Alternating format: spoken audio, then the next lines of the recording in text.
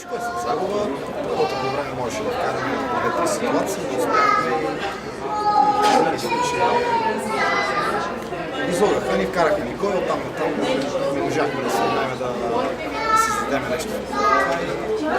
Загубихме, жалко, разочаровани сме всичките.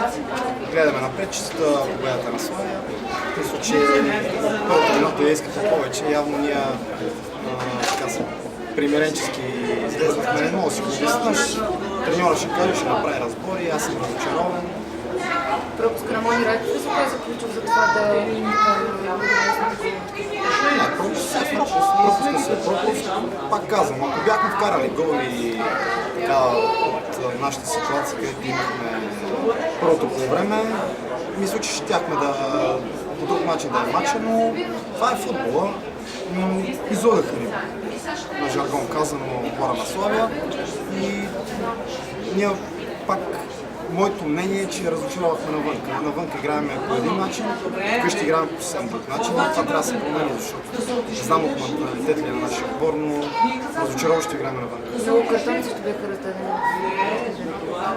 Да, и в наш ущърб червения картон.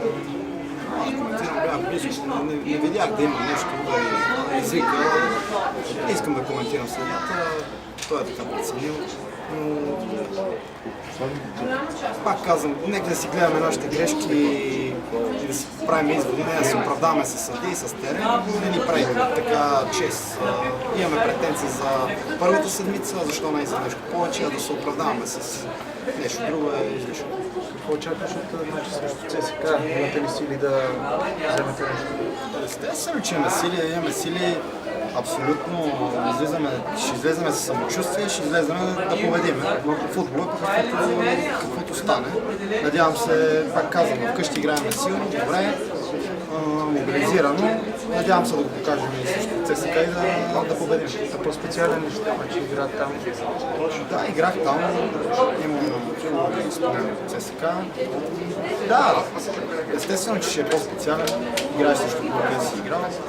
ЦСКА е един от най-големите отбори в България. Ще е по-специален.